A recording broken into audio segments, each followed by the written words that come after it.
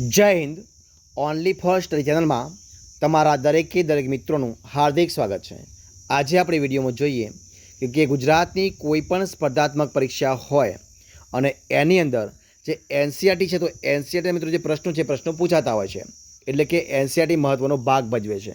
તો એનસીઆરટી મિત્રો જે બુકો છે એ બુકો એનો પાયો ગણાય, અને એટલા માટે મિત્રો આપણે એક નવી સિરીઝ ચાલુ કરી છે કે જેમાં ધોરણ 6 થી માંડી અને ધોરણ 10 સુધીના મિત્રો જે તમામ બુકો છે એમાંથી મિત્રો આપણે પ્રશ્નો લઈ અને વિડીયો બનાવવાના છીએ, તમામ બુકોનો.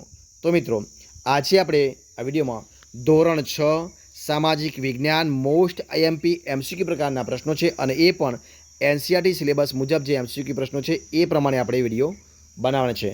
તો એ વિડીયો તમે પૂરેપૂરો જોજો કે જે તમને પરીક્ષામાં ખૂબ જ મદદરૂપ થશે. તો આજનો વિડીયો આપણે ભાગ નંબર 20 છે, તો વિડીયો પૂરેપૂરો જોજો અને જોઈએ. વિડીયોની શરૂઆત કરતાં પ્રશ્ન એક તમારી સમક્ષ જુઓ. શું છે પ્રશ્ન? કે કયું રાજ્ય એટલે કે કયું સામ્રાજ્ય ભારતનું પ્રથમ ઐતિહાસિક સામ્રાજ્ય કહેવાય છે? તો જે મિત્રો મૌર્ય સામ્રાજ્ય છે, એ મૌર્ય સામ્રાજ્ય ભારતનું પ્રથમ ઐતિહાસિક સામ્રાજ્ય કહેવાય. જવાબ આવશે ઓપ્શન સી, મૌર્ય સામ્રાજ્ય. પ્રશ્ન આપણે આગળ ચર્ચા કરીએ કે મૌર્ય સામ્રાજ્યનો વહીવટ કોના દ્વારા કરવામાં આવતો હતો? તો મૌર્ય સામ્રાજ્યનો વહીવટ છે મિત્રો ચાણક્ય દ્વારા. કોના દ્વારા?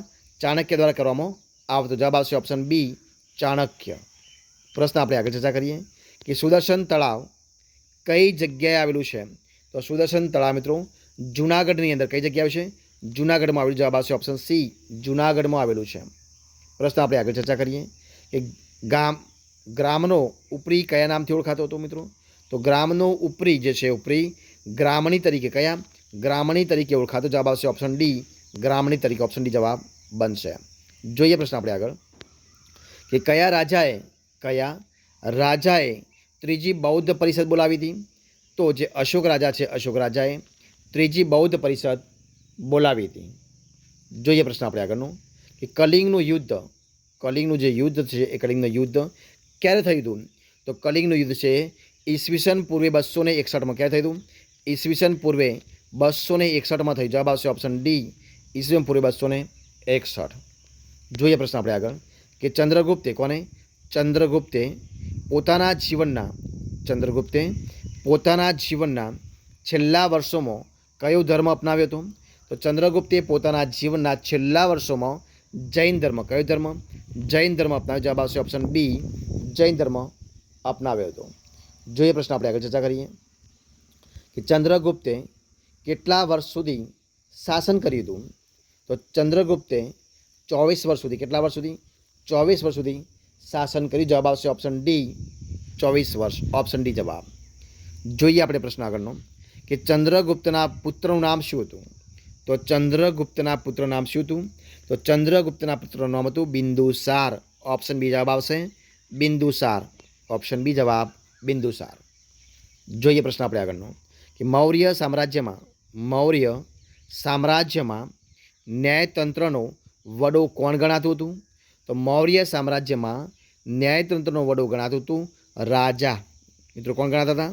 રાજા ગણાતા. જવાબ આવશે ઓપ્શન એ, રાજાએ ન્યાયતંત્રનો વડો ગણાતો. જવાબ આવશે ઓપ્શન એ, રાજા. પ્રશ્ન આપણે આગળ ચર્ચા કરીએ કે અશોકના મોટાભાગના અભિલેખોની લિપિ કઈ હતી? તો અશોકના મોટાભાગના અભિલેખોની લિપિ હતી બ્રાહ્મી લિપિ. કઈ લિપિ મિત્રો હતી? બ્રાહ્મી લિપિ હતી. જોઈએ પ્રશ્ન આપણે આગળ કે મૌર્ય સામ્રાજ્ય પછી મગધ પર કયા વંશની સ્થાપના થઈ હતી? તો મૌર્ય સામ્રાજ્ય પછી મગધ પર શૃંગ વંશ. કયો આવશે? ઓપ્શન ડી જવાબ આવશે, શૃંગ વંશની સ્થાપના થઈ હતી. જવાબ આવશે ઓપ્શન ડી, શૃંગ વંશની. ઓપ્શન ડી જવાબ. જોઈએ પ્રશ્ન આપણે આગળ કે ત્રીજી બૌદ્ધ પરિષદનું આયોજન ક્યારે થયું હતું? તો ત્રીજી બૌદ્ધ પરિષદનું આયોજન થયું હતું ઈસવીસન પૂર્વે. ક્યારે? ઈસવીસન પૂર્વે 261માં. ક્યારે? ઈસવીસન પૂર્વે 261માં. જવાબ આવશે ઓપ્શન સી, ઈસવીસન પૂર્વે 261માં. જોઈએ પ્રશ્ન આપણે આગળ કે ચાણક્યનું બીજું નામ શું હતું? જવાબ આવશે ઓપ્શન બી, એટલે કે એ અને ડી બંને, એટલે કે જવાબ બનશે ઓપ્શન બી, મતલબ વિષ્ણુગુપ્ત અને કૌટિલ્ય. ચાણક્ય બીજું નામ શું હતું?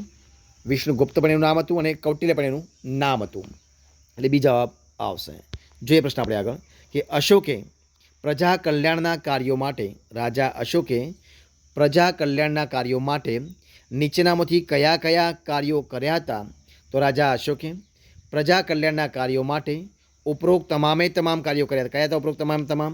મતલબ રસ્તા બનાવ્યા, વિશ્રામ ગૃહ બનાવ્યા અને કૂવા પણ ખોદાવ્યા. જવાબ હશે ઓપ્શન સી, ઉપરોક્ત તમામે તમામ. જોઈએ પ્રશ્ન આપણે આગળનો કે વર્તમાન સમયમાં ગ્રાન્ડ ટ્રક રોડ કયા શહેરોને જોડે છે? તો વર્તમાન સમયની અંદર ગ્રાન્ડ ટ્રક રોડ મિત્રો દિલ્હીથી કોલકાતા, કયો હશે? દિલ્હીથી કોલકાતા મિત્રો જે શહેરો છે એમને જોડે. જવાબ આવશે ઓપ્શન ડી, દિલ્હીથી કોલકાતાને જોડે છે. જોઈએ પ્રશ્ન આપણે આગળનો કે મૌર્ય સામ્રાજ્ય, કયું સામ્રાજ્ય? મૌર્ય સામ્રાજ્ય કુલ કેટલા વર્ષ સુધી શાસન કર્યું હતું?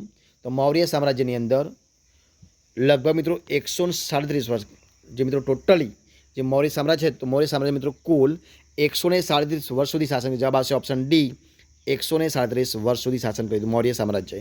ઓપ્શન ડી જવાબ. પ્રશ્ન આપણે આગળ ચર્ચા કરીએ કે ભારતે રાષ્ટ્રીય પ્રતીક તરીકે કોને સ્વીકારી છે? તો ભારતે રાષ્ટ્રીય પ્રતીક તરીકે સારનાથ મિત્રો સ્તંભ છે એ સારનાથના સ્તંભનો સ્વીકાર કર્યો છે. એટલે કે જવાબ આવશે ઓપ્શન એ, સારનાથનો સ્તંભ. ઓપ્શન એ જવાબ બનશે, સારનાથનો સ્તંભ. પ્રશ્ન આપણે આગળ જોઈએ કે સારનાથનો સ્તંભ છે એ સારનાથનો સ્તંભ કયા રાજા દ્વારા નિર્માણ કરવામાં આવ્યો હતો? તો સારનાથનો સ્તંભ છે એ સ્તંભ એ જે રાજા અશોક છે એ રાજા અશોક દ્વારા મિત્રો નિર્માણ કરવામાં આવ્યું. જવાબ આવશે ઓપ્શન સી, રાજા અશોક દ્વારા. ઓપ્શન સી જવાબ બનશે. જોઈએ પ્રશ્ન આપણે આગળનો અને આ વિડીયોનો છેલ્લો પ્રશ્ન આપણે જોઈએ મિત્રો. જો શું છે છેલ્લો પ્રશ્ન છે કે અશોકનું અવસાન ક્યારે થયું હતું? તો રાજા અશોકનું અવસાન થયું હતું ઈસવીસન પૂર્વે 232માં. ક્યારે? ઈસવીસન પૂર્વે 232માં. જવાબ આવશે ઓપ્શન એ જવાબ બનશે. તો મિત્રો અહીંયા આપણે જે 20 પ્રશ્નો મિત્રો આપણે જે વિડીયો બનાવે છે એ વિડીયો આપણે અહીંયા સંપૂર્ણપણે પૂરો કરીએ છીએ. જો તમને મારો વિડીયો ગમ્યો હોય, પસંદ આવ્યો હોય, યુઝફુલ લાગ્યો હોય તો એને લાઈક કરો, કોમેન્ટ કરો, તમારા મિત્રોને વિડીયો શેર કરો અને છેલ્લે ચેનલમાં નવા હોય, ચેનલ સબસ્ક્રાઈબ ન કરી હોય તો ઓનલી ફર્સ્ટ એ ચેનલને સબસ્ક્રાઈબ કરવા માટે વિનંતી છે. મારા વિડીયોને પહેલાંથી છેલ્લા સુધી જોવા માટે તમારા દરેક મિત્રોનો હું દિલથી ખૂબ ખૂબ આભાર માનું છું. ફરી મળીશું એક નવા વિડીયો સાથે, નવા ટોપિક સાથે. ત્યાં સુધી બની રહો. જય હિન્દ, જય ભારત, જય જય ગરવી ગુજરાત. Best of luck.